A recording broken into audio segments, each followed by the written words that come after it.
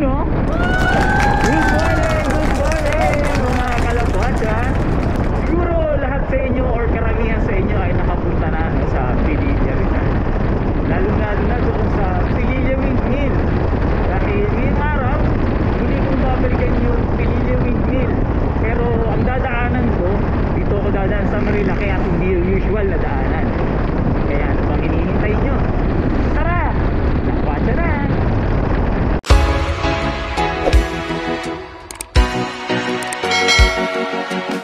Ito kasing Pililla Windmill, ang kadalasang ruta nito or dinadaanan ng mga pumupunta doon ay yung papuntang Mabitak, Laguna na zigzag road, no? Pero ngayong araw, susubukan nating hanapin yung tinatawag ng karamihan na backdoor daw. Kasi ang daan nun ay dito sa Marilaki Highway. Dito kasi sa Bayan Marilaki Highway, napanood ko sa ibang mga vlog tsaka dun sa mga kakilala ko rin na mga nagpunta na dun, wala daw entrance fee. Tapos mas makikita mo ng malapitan yung mga windmill. Hindi tulad dun sa usual na daanan o yung usual na ruta, may entrance fee na kasi dun. Last time bumalik ako dun, ang binayaran ko ay 100 pesos per head. Tapos malayo ka dun sa mga windmill, hindi mo siya malalapitan masyado. Okay, so approaching na tayo ngayon itong Sampaloc, no? Ito yung intersection dito sa Barangay Sampaloc, na kung saan yung pakanan papunta yan ng Daranac Falls, tapos yung diretso papunta yan ng Laguna.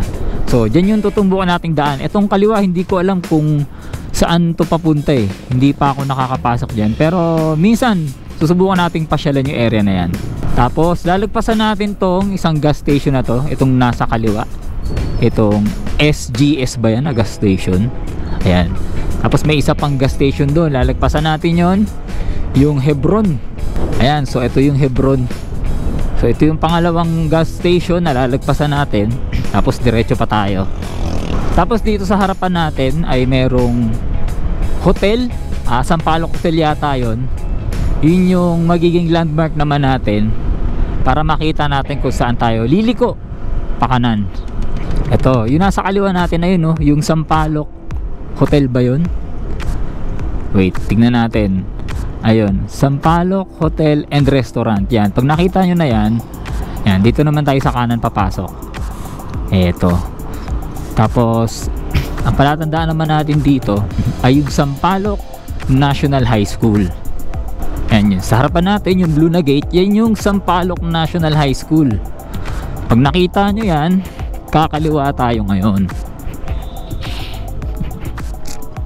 Yan.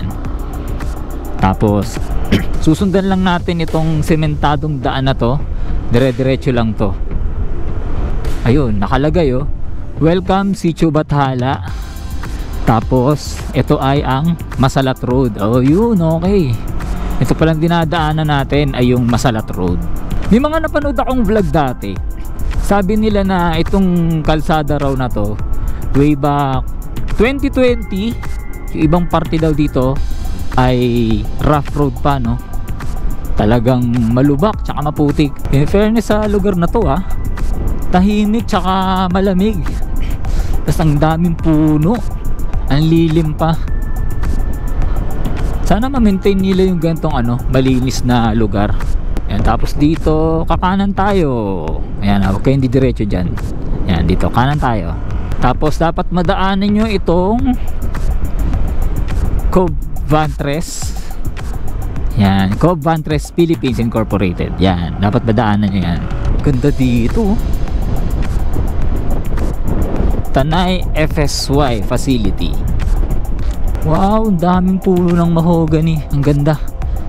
Mas ang lilim din dito. Ito kayo sa kanan, ano kayong mga puno to? Pine tree ba to? Hindi ako familiar eh. Mukhang ang pine tree. Mukhang mahaba-haba pa tong kalsada na to . So far, konti pa lang yung nakakasalubong ko o nakakasabay ko na nagmumotor tsaka mga motorista.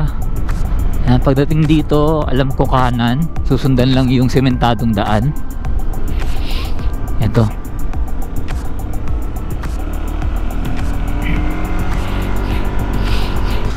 Yun na yung windmill, oh. Uy, kita na dito. Ayos. So tama nga yung dinaanan natin. Ganda nung daan, simentado. So far wala pa akong nadadaanan na rough road, kaya ayos na ayos yung biyahe. Ang sarap magmotor dito. Ayun oh, nakikita ko na dito yung windmill. Uy, ang ganda nito oh. Ano to? Parang farm. Ganda oh. Uy, lapit na ng windmill. Ang galing, ayan oh. Ang lapit. Ayos. Ito, rough road na dito.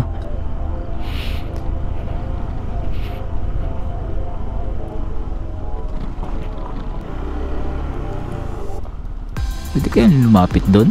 Tanong natin doon sa guard. Ayun, dito sa part na to, rough road. Ayun, medyo malalim yung ano, yung ibang parte. Saglit lang naman. Siguro mga 100 meters lang, tapos semento na ulit oh. Saglit lang yung rough road. Yan lapit na nung windmill. Ang galing. May mga nakakasalubong tayo mga rider. Mukhang ang aga nila. Ako kasi pinaano ko muna yung liwanag para ano, mas okay mag-ride. Ayun oh, sa harapan natin na yung windmill. Ang galing, ganda. Lapitan pa natin, tsaka tignan pa natin kung hanggang saan tong kalsada na to. Ang ganda oh. Ang ganda ng view. Ayun oh, sa baba kitang kita mo yung Laguna de Bay. Ayun oh, Laguna Lake sa harapan natin. Ayos. So diretso pa tayo. Ayun, nakalagay na oh, Vena Energy, welcome Windmill, Pilila Rizal Wind Farm. Kanina may mga guard dun sa ano, bago mag rough road. Nagtanong ako kung pwedeng pumasok. Pwede naman daw, hindi naman daw ipinagbabawal. Ayan oh. Wow, ang ganda. Ayun oh, meron pa mga windmill sa harapan. Ang ganda din ng sikat ng araw. Buti hindi umulan. Ang dami nila. Ang gandang tignan. Ang ganda. Na-amaze ako. Kasi ang ganda ng daanan dito. Tapos ang ganda nung ano, ang ganda talaga nung Pilila Windmill. Uy, may ano dito, may bahay oh. Ano kaya yun? Parang kainan ba? Ayun, ang ganda oh. Tapos may kubo sa taas. Ang ganda dito. Eto rin oh, may mga bahay. Siguro kung magtatayo ng ano dito no, ng subdivision, siguro mahal ng ano dito, ng lote. Very accessible na kasi siya eh. Ayun, ang ganda oh. Wow, panalo talaga. Ayun oh, meron din dun. Tapos sa kabila nito, sa baba, meron pa din dyan eh. Kita ko kanina. Mga private property na pala to. Na-develop na talaga yung kalsada. Kasi dati nga daw, rough road lang daw talaga to.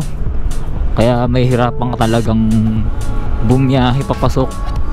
Pero ngayon, tignan mo naman, ang ganda-ganda na ng kalsada. Masarap din siguro mag-jogging dito sa umaga, no? Hanggang saan kaya ito, no? Ganda, no? Tingnan natin kung hanggang saan yung magandang ano dito. Kung hanggang saan tong kalsada na to. Yun oh, ang ganda dun sa taas. Panalo. Ganda.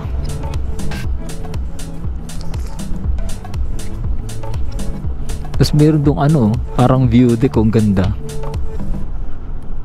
Yun, nag-stop over muna ako dito sa area na to. Tapos ang ganda dito. Ang ganda nung ano, nung view ng mga windmill. Tapos ang ganda din nung view ng mga bundok. Tsaka ito yung view deck na to, maganda sana doon, kaso may barbed wire tsaka nakalagay dito bawal pumasok. Tapos dito rin sa taas oh, may kubo, pahingahan. Pero yun nga, bawal pumasok. Tapos may mga tanim na ano, pinya. Ayan oh, mga pinya yan eh. Ganda. Nakaka-relax tignan yung ano, yung mga windmill. Napakaganda.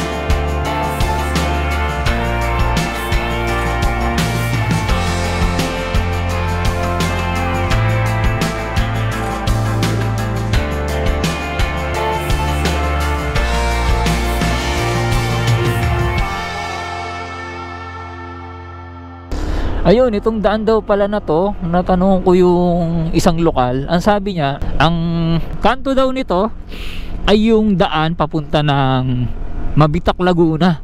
Pag kumaliwa tayo. Tapos kapag kumana naman daw, yun naman daw yung papunta ng Rizal. Ayun oh, may windmill pa pala sa harapan. Sabi niya malapit na daw.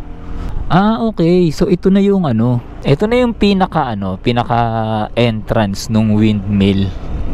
Ayan oh, ito na yun. Okay, ito na nga. Ito na nga siya. Yun oh, dami windmill dun oh. Tapos ito na yung mga bilihan ng mga souvenir, mga pagkain. Tapos paglabas doon, yun na yung papunta ng highway. Tapos pag kumaliwa nga, yan na yung papuntang Mabitak. Pag kumaliwa, tapos yung pagkanan mo papunta na yun ng Rizal. Okay, so balik na tayo. Tapos enjoy na natin yung yung daan doon sa kabila. Kasi mas maganda doon eh.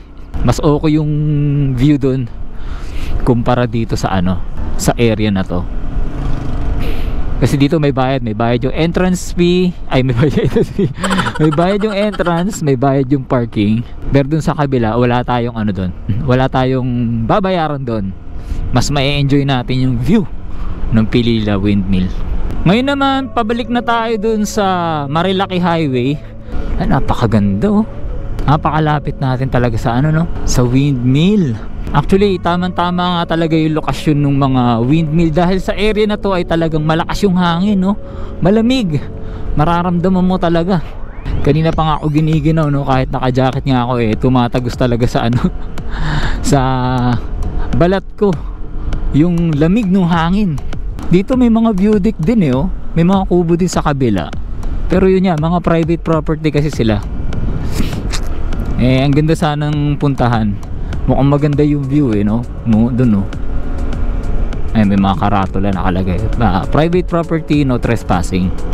Ang ganda dito. Tsaka masarap mag-jogging. May mga nakikita rin ako kayo nang nagja-jogging dito sa area. Tsaka siguro yung mga part na malilim, siguro pwede ka magdala ng mga maliliit na lamesa, taka yung mga upuan no. Tapos diyan ka sa gilid, tambay ka lang sa gilid ng bangketa. Tsaka sarap din magpa-araw dito sa ganitong oras oh. Alas 8 na ng umaga. Sarap magpa-araw sa ganyang oras. Hindi pa ganun kasakit sa balat yung sikat ng araw. Yan. Chill ride lang tayo. Takbong pogi. Yun oh. Pililya oh. Nakalagay doon oh. Ang cute ng karatula sa taas. Ganda. Uy, ang ganda dito. Ang ganda din ng view ah. In fairness. Kanina hindi ko napansin to. Itong area na to, napakaganda. May maganda ring area dun para siyang talampas. Talampas ba? Tama ba? Limutan ko na. Ayun ang ganda nung part dun, ang ganda ng grassland. Sana mapasok para matignan natin kung gaano kaganda dun. Sulit dito, mahaba-haba din yung yung kalsada. Tapos sementado na. Pero niya meron lang konting rough road. Siguro mga 50 to 100 meters lang yung rough road. Shoutout din pala kay Buddy Charles sa muling pagbibigay ng visa para mapuntahan natin at masubukan yung tinatawag nilang backdoor na papunta sa Pilila Windmill Farm na matatagpuan naman dito sa Pilila, Rizal.